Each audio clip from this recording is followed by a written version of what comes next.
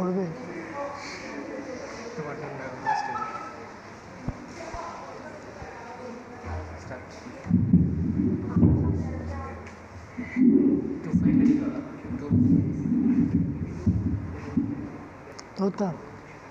কাঁথা কম্বল গায়ে জড়িয়ে বিছানায় কোনায় বসে ডিজিটাল প্ল্যাটফর্মে আই লাভ বিডি ক্যাপশনে বিজয়ের চেতনা প্রচার করা ডিজিটাল দেশপ্রেমীদের সামনে রেখে আজকের বিতর্কের বিষয় নির্ধারণ করা হয়েছে ডিজিটাল মাধ্যমে বিজয় দিবসের চেতনা প্রচার প্রচলিত মাধ্যমের চেয়ে বেশি কার্যকর।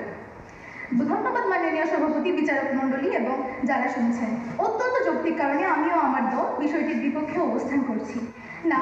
আমি ডিজিটাল মাধ্যমের সুবিধা অস্বীকার করছি না বা করার উপায় নেই, তবে শুধু তা মানুষকে অলস দর্শক বানায়, কিন্তু প্রচলিত মাধ্যম মানুষকে বানায় অংশগ্রহণকারী এবং অনুভূতি ও চেতনা আসে প্রচলিত মাধ্যমে। আমার যুক্তি সাপেক্ষে কিছু কারণ তুলে ধরছি।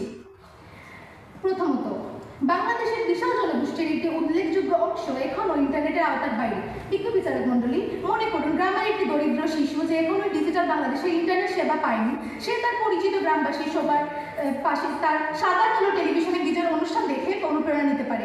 টেলিভিশন না থাকলে রেডিও না থাকলে বিনামূল্যে বিতরণ করা এনসিডিপির পাঠ্যপুস্তক, আর তার থেকে ভালো হচ্ছে বয়োজ্যেষ্ঠদের মুখ থেকে শোনা যুদ্ধের গল্প, স্বাধীনতার গল্প, বিজয়ের গল্প, যা কিনা কোমল হৃদয়ে খাঁটি অনুভূতি জন্মায়। দ্বিতীয়ত, ডিজিটাল মাধ্যম তথ্যের মহাসমুদ্র হলে উন্মুক্ত হয় এখানে বিকৃত ইতিহাস, ভুয়া তথ্য এবং গুজব ছড়ায় খুবই সহজে। হাজারো কন্টেন্ট তথ্যের ভিড়ে কোনটি সত্য কোনটি ভুয়া তাকে আমরা আদৌ যাচাই করি। তথ্য দ্রুত বেশি মানুষের কাছে পৌঁছায়, কিন্তু তাকে আদৌ গ্রহণযোগ্য হয়? চেতনা কি জাগে, নাকি স্ক্রল করতে করতে বিদেশি কন্টেন্টের ভিড়েতে হারিয়ে যায়, চাপে পড়ে যায় সেই চেতনা?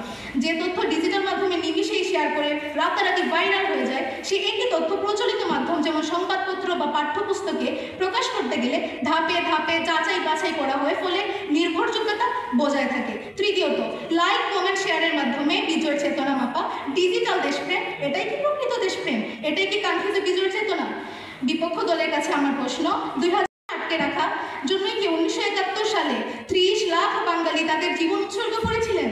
আজ আমি এই মঞ্চে দাঁড়িয়ে বলে যাচ্ছি, সশরীরে স্মৃতিস্তম্ভে পুষ্পাঞ্জলি অর্পণ, পতাকা উত্তোলন, একত্রে জাতীয় সঙ্গীত গাওয়া, কবিতা, উপন্যাস, নাটক, সাংস্কৃতিক অনুষ্ঠান, সিনেমা, কুচকাওয়াজ, রেলি, শোভাযাত্রা, প্রদীপ জ্বালানো, আলোচনা সভা, এমনকি আজকের বিজয় দিবস শীর্ষক বিতর্ক অনুষ্ঠানে আমাদের মনে যে চেতনা সৃষ্টি করবে, তা কি ডিজিটাল মাধ্যম কখনো পারবে? কখনোই পারবে না। তাই আজকের এই প্রস্তাব যেন কোনোভাবে গৃহীত না হয়, তার জোর দাবি জানিয়ে আমার বক্তব্যটি এখানেই শেষ করছি। ধন্যবাদ মাননীয় সভাপতি, বিজ্ঞ বিচারক।